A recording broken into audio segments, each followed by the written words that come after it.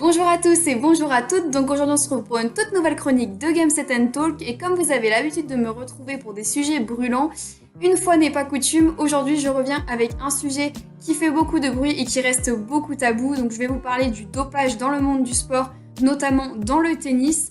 Je cherche juste à faire un petit disclaimer au début de cette vidéo, donc je ne cherche à incriminer aucun joueur. Voilà, je vais aussi vous parler de certaines rumeurs qui existent, donc voilà, je ne suis pas là pour dire lui est dopé, lui ne l'est pas. Je suis juste là pour vous expliquer comment marche le dopage, comment la loi et le droit fonctionnent dans le sport. Donc voilà, c'est juste pour essayer de dégrossir et essayer de mieux comprendre ce qui reste encore assez flou et complexe. Donc voilà, j'espère que vous comprendrez ce petit message et je vous laisse avec la suite.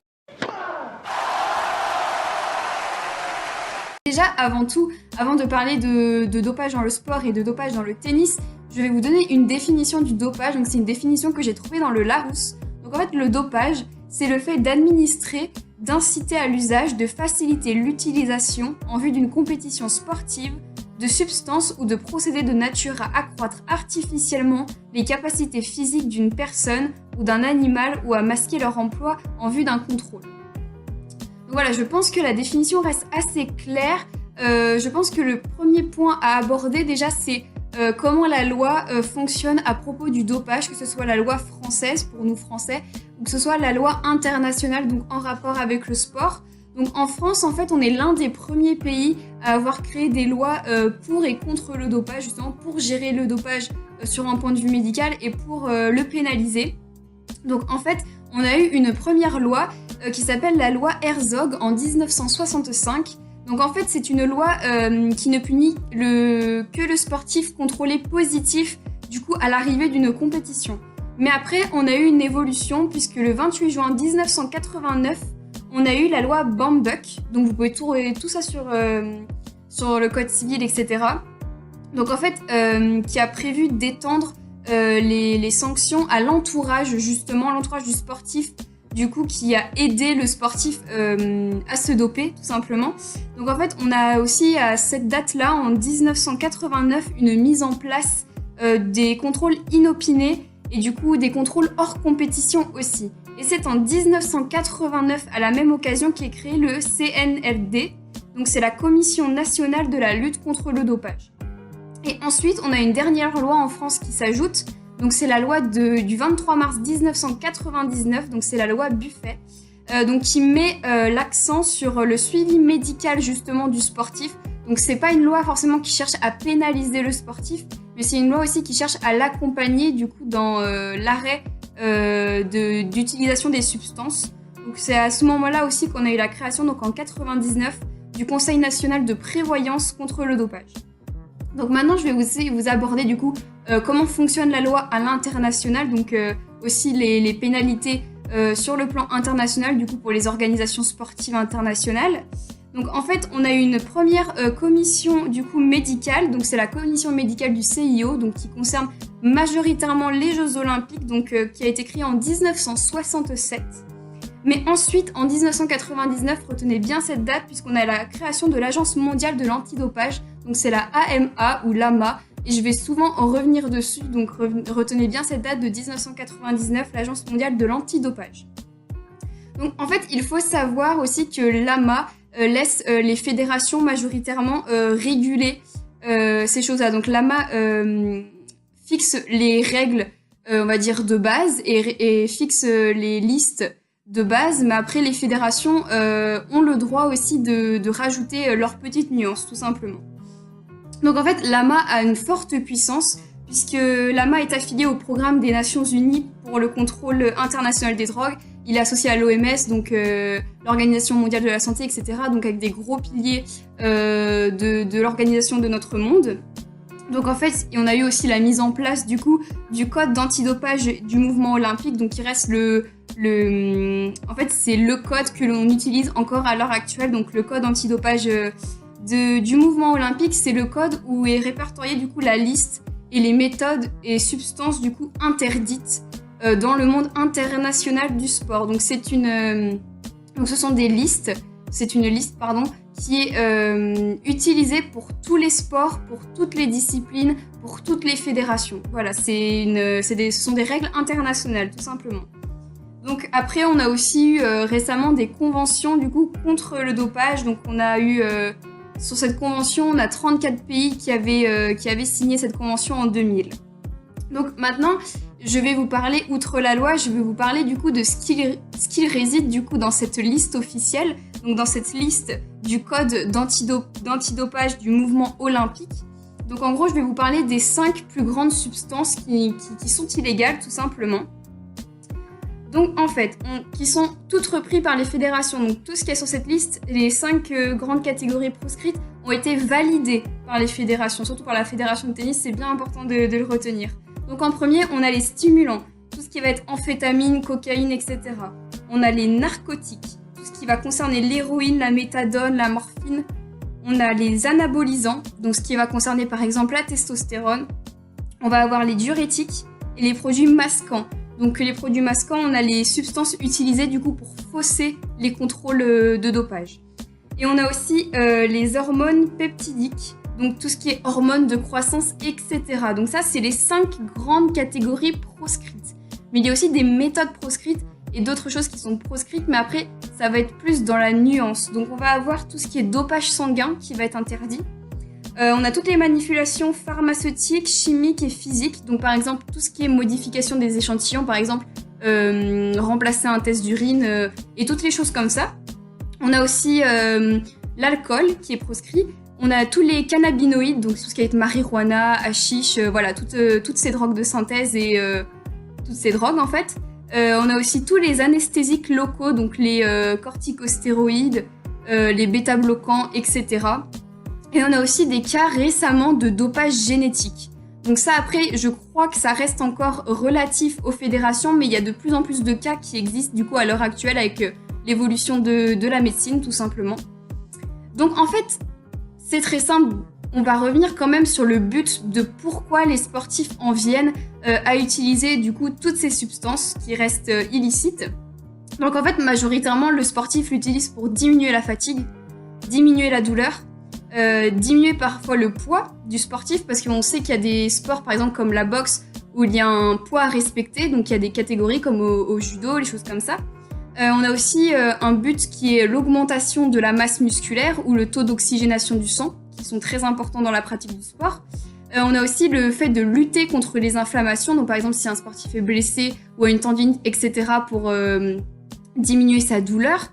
On a aussi pour masquer du coup, comme je vous l'ai dit, l'utilisation de certains produits. Donc en fait, il faut quand même pas oublier que même si cela ne reste pas moral, il y a quand même de grands dangers à l'utilisation du coup de tous ces produits dopants. Pour vous faire une liste vraiment très brève qui va quand même être un peu longue, on a des risques cardiovasculaires, neurologiques, psychiatriques, troubles hormonaux, dépression, tension, chute de tension, pardon. On a de l'impuissance sexuelle, des convulsions, des troubles de la respiration et bien évidemment des addictions. Donc voilà, ce sont des produits qui peuvent être addictifs, sont considérés comme drogues illicites tout simplement. Donc voilà, c'est très important de le noter que l'utilisation de produits dopants, ce n'est pas anodin, ce n'est pas un médicament comme un autre. Un médicament en mésusage est aussi considéré comme drogue illicite. Un médicament tel que le Doliprane, même s'il est prescrit par votre médecin, si vous en faites un mésusage, du coup vous prenez pas les bonnes prescriptions, c'est considéré en France et dans la loi de manière générale, même à l'international, comme consommation de drogues illicites, tout simplement. Donc maintenant, je vais vous revenir sur le tennis, du coup. Donc en fait, dans le tennis, ce qui gère un peu tout ça, c'est l'ITF. Donc c'est la Fédération internationale de tennis. Donc c'est elle qui s'occupe de tout ce qui est les pénalités, etc. Même si elle reprend les règles de l'AMA de base. Donc c'est elle qui s'occupe aussi de réguler la liste. Donc vous pouvez trouver la liste sur le site de l'ITF, la liste des produits interdits, pardon. Et c'est elle qui s'occupe aussi des suspensions, du coup. Par exemple, dans l'AMA, il y a une règle dans le tennis qui s'appelle l'ADAMS, l'ADAMS. Donc en fait, c'est une règle comme quoi le sportif doit entrer jour par jour un lien et une heure pendant laquelle il doit être localisé pendant les 3 mois suivants. Donc ça, c'est une règle que tous les sportifs, surtout tous les tennisman, doivent suivre, notamment en France. On a eu Tsonga qui disait que c'était assez facile à utiliser. On a aussi eu des cas de Alizé Cornet qui a essayé de détourner ce système et qui n'a pas forcément été présente et qui a essayé de ne pas se présenter à chaque fois. Donc il faut savoir qu'en France, si au bout de 3 no-shows, en gros 3 contrôles auxquels nous ne sommes pas là, dans lesquels nous ne sommes pas disponibles, on est suspendu tout simplement. Après, c'est la fédération qui s'occupe de la durée de la dispense, mais au bout de 3 no-shows, donc 3 non-présences au contrôle, nous pouvons être suspendus tout simplement. Donc en fait, maintenant on parle beaucoup plus de dopage dans le tennis, tout simplement parce que le tennis c'est un sport qui devient de plus en plus physique. Donc ça c'est une remarque qui revient assez souvent, c'est que comparé au tennis d'il y a 20-30 ans, le tennis devient de plus en plus physique. On a les exemples, par exemple, l'exemple qui revient H24, c'est l'exemple de Rafael Nadal qui est increvable comme on dit. Mais du coup, c'est là, malheureusement, qu'on entend de plus en plus de rumeurs et de cas de dopage qui deviennent de plus en plus fréquents. Après, au niveau des chiffres, il faut savoir qu'on a très peu de cas de dopage dans le tennis, du moins de cas qui ont été relevés et mis à jour, tout simplement. Donc, dans les chiffres de l'ITF, en 2009, sur 2000 tennisman qui ont été contrôlés, seulement 4 ont été positifs. Donc, on voit quand même la faiblesse du chiffre. Et il faut savoir aussi que le tennis est l'un des sports les moins contrôlés dans le monde pour l'instant. Je pense qu'il y a quand même évolution depuis. Donc en fait, il y a aussi cette question de savoir que si les médias n'étaient pas là, peut-être que nous n'en saurions pas autant, tout simplement. Donc je vais vous revenir avec quelques petits exemples qu'on a pu voir dans le monde du tennis et après je vous expliquerai les explications qui sont données ou les manières aussi qu'il y a dans le tennis de cacher tout cela. Donc en exemple, dans les plus connus, on a eu Agassi qui parle notamment dans son livre, qui a été contrôlé à la méthamphétamine en 97. Et l'ATP a dû alors accepter son excuse de contamination par un autre joueur. On a eu le cas de Martina Hingis après 3 ans à soigner ses blessures, qui a été contrôlée positive à Wimbledon en 2007. Je crois que c'était à la cocaïne, je ne suis pas sûre. Je crois que c'était ça, qui avait alors annoncé sa retraite à cette période-là, quand ça a été découvert. En 2009, on a eu Gasquet qui a été contrôlé positif à la cocaïne, donc qui aurait eu une contamination par un baiser à une soirée. Donc l'ITF avait reconnu comme quoi c'était accidentel, il n'avait eu que 2 mois et demi de suspension. Une histoire encore plus brûlante, on a eu en 2016 Sharapova qui a été positive au meldonium. C'était une substance qu'elle prenait dans un médicament qu'elle prenait depuis plus de 10 ans et qui avait été, en 2016, qui venait d'être inscrit dans la liste des produits interdits. Elle a été suspendue pendant 1 an. On a d'ailleurs eu les rumeurs qui ont fait beaucoup de bruit. Vous avez dû suivre cette histoire entre Roselyne Bachot et Rafael Nadal, où Roselyne Bachot, ancienne ministre des Sports, disait que Rafael Nadal avait été écarté des cours pendant 7 mois justement à cause de produits qu'il utilisait et qu'il fallait qu'on arrête de fermer les yeux là-dessus et que tous ces départs ou ces blessures de Rafael Nadal étaient simplement dues à ses consommations. Après cela reste une rumeur puisque Nadal l'a poursuivi en justice. D'ailleurs, je ne connais toujours pas les aboutissements. Je crois que Roselyne Bachot a dû payer quelque chose à Rafael Nadal puisque Rafael Nadal a été reconnu comme victime au final. Donc voilà, c'est vrai que sans les médias, des fois il y a beaucoup d'histoires dont on ne serait pas au courant, puisque souvent dans les explications pour toutes ces prises de drogue, notamment dans le tennis, on a l'AUT, donc c'est l'autorisation d'usage à fin thérapeutique, donc ça c'est pour certains traitements où c'est accepté, certaines substances interdites sont acceptées si c'est à fin thérapeutique, mais c'est assez rare et la liste est assez restreinte et c'est vraiment du cas par cas au final. Mais on a beaucoup de cas de blessures et de retraites anticipées. Mais quand je vous dis ça, pensez bien qu'il y a beaucoup de rumeurs. Il y a beaucoup de rumeurs. On a eu le cas de Marin Cilic, on a eu le cas comme Bachelot, l'histoire entre Bachelot et Nadal. Il faut pas oublier que ce sont majoritairement des rumeurs et que nous n'en savons rien. Aucune de ces histoires n'ont été vraiment traduites en justice, donc c'est très difficile de se positionner là-dessus. On a aussi des gestions malheureusement bien tristes par l'ITF. Donc il y a des négociations, il y a de fortes négociations parce que tout simplement il y a beaucoup de choses qu'on ne sait pas et qui se traitent dans l'ombre.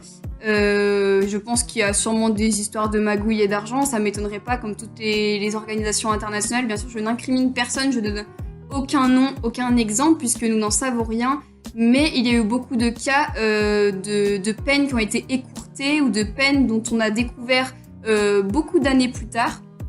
Donc voilà, mais comme je vous l'ai dit, l'AMA laisse libre cours aux fédérations de faire ce qu'elles ont envie de faire. Donc en fait, pour vous donner un exemple assez parlant, l'ITF et l'ATP, du coup, ont refusé du coup de réaliser des contrôles durant Roland-Garros 2017 par exemple. Donc voilà, on montre à quel point c'est ambivalent dans un sens parce qu'ils jouissent de leur droit de refuser, puisqu'ils ont le droit de refuser des choses venant de l'AMA, mais en même temps refuser des contrôles d'antidopage, ça reste bizarre, on sait pas trop comment se positionner, on se dit est-ce qu'ils ont quelque chose à cacher ou justement ils ont pas envie de s'ennuyer avec ça. Donc voilà, moi j'aimerais connaître votre avis, moi justement, mon but dans cette vidéo c'est de ne pas donner le mien, juste vous donner les faits tels qu'ils sont et vous expliquer comment la loi fonctionne pour le dopage. Donc je voudrais savoir ce que vous en pensez, sans venir incriminer, alors lui c'est un dopé, lui c'est pas un dopé, donc voilà. J'aimerais savoir si pour vous la loi est assez bien faite ou non, ou si on devrait prendre d'autres mesures pour le dopage, donc voilà, pensez si c'est moral ou non. Donc voilà, moi je vous laisse avec tout ça, j'espère que je vous ai bien dégrossi le sujet, parce que c'est pas un sujet qui est très facile et très light à traiter. Donc voilà, moi je vous laisse avec tout ça et je vous souhaite un très très bon tennis, on se retrouve très bientôt.